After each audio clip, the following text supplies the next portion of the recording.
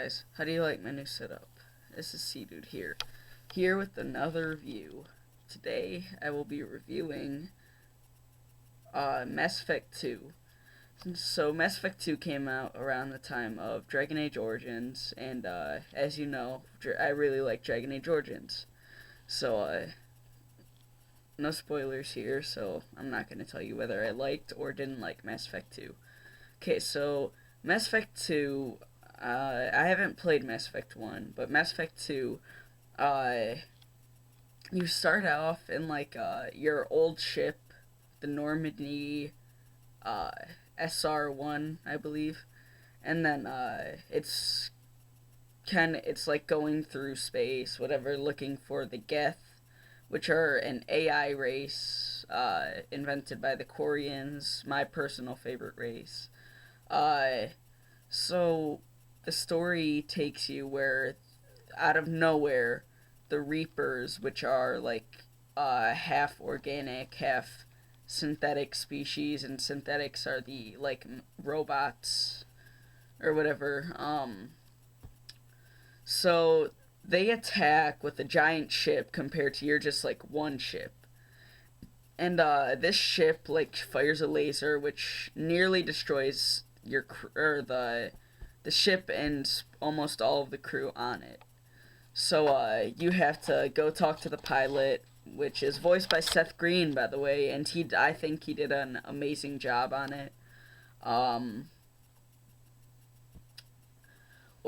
he pretty much won't abandon the ship, so you have to convince him into doing it.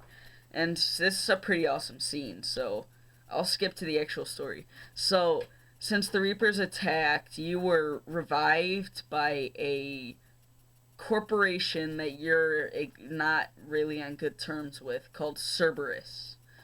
Cerberus is like a pro-humanity corporation.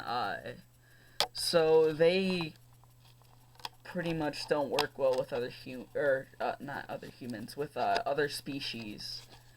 And there are plenty of species in the game since it's like a whole sci-fi alien-ish kind of game. So you have to go recruit like some of the best allies, some alien, some human. And these are some pretty awesome allies, I'm not gonna lie. You will crap, that's spoiler.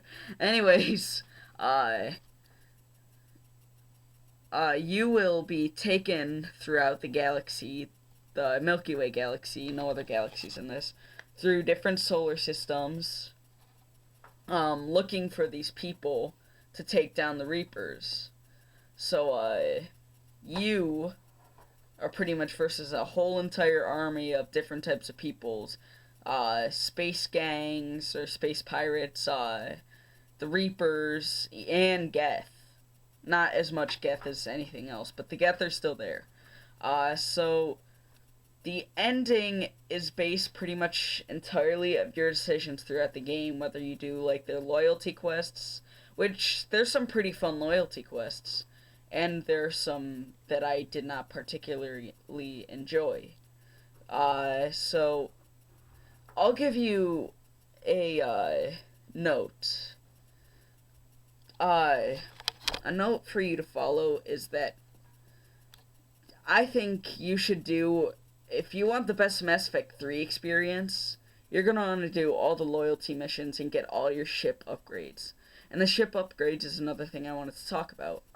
The ship upgrades are pretty much like you can upgrade your ship to withstand different fights throughout the game.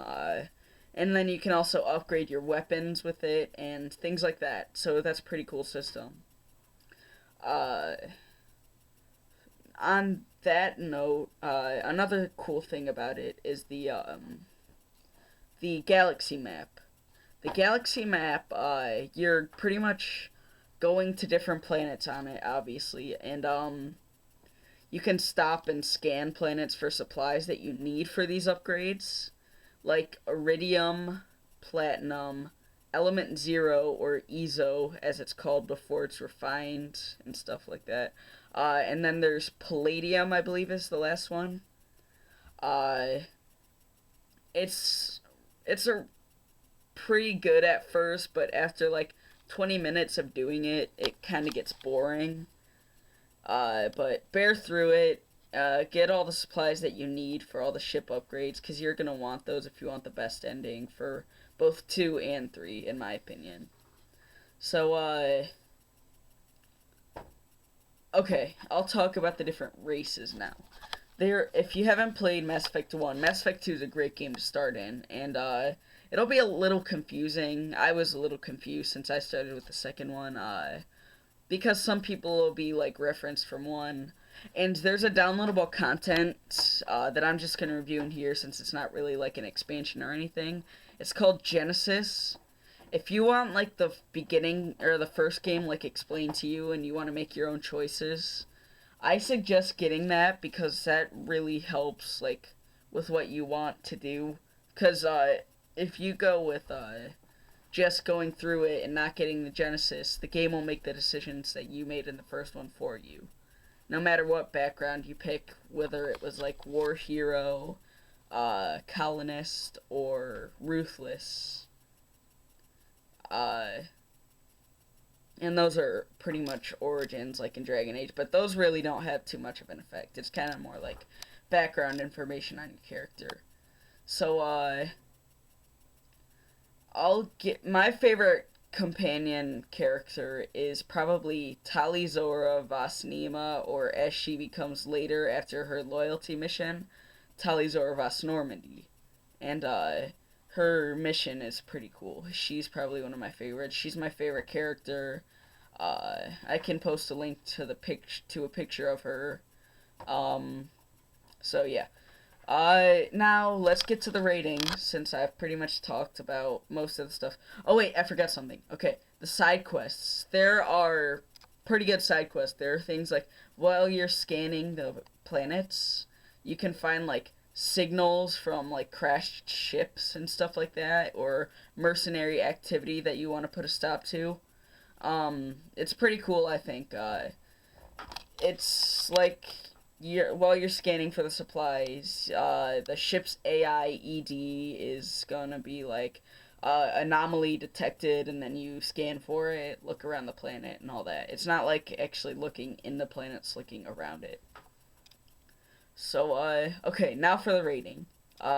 This game I'm going to give a 9 out of 10, which is really good. Like, it's great. It's awesome. You should get it. Go out and buy it. I strongly recommend it. And I'll be making a Mass Effect 3 review soon. So, guess that's about it. Go check out the channel, Grim Reaper Gaming. I'll post a link to his channel in the description up below. I'm trying to catch up on his reviews, make a few more than him. So, yeah, I'll talk to you guys later. Peace. Peace out. It's the only thing I got.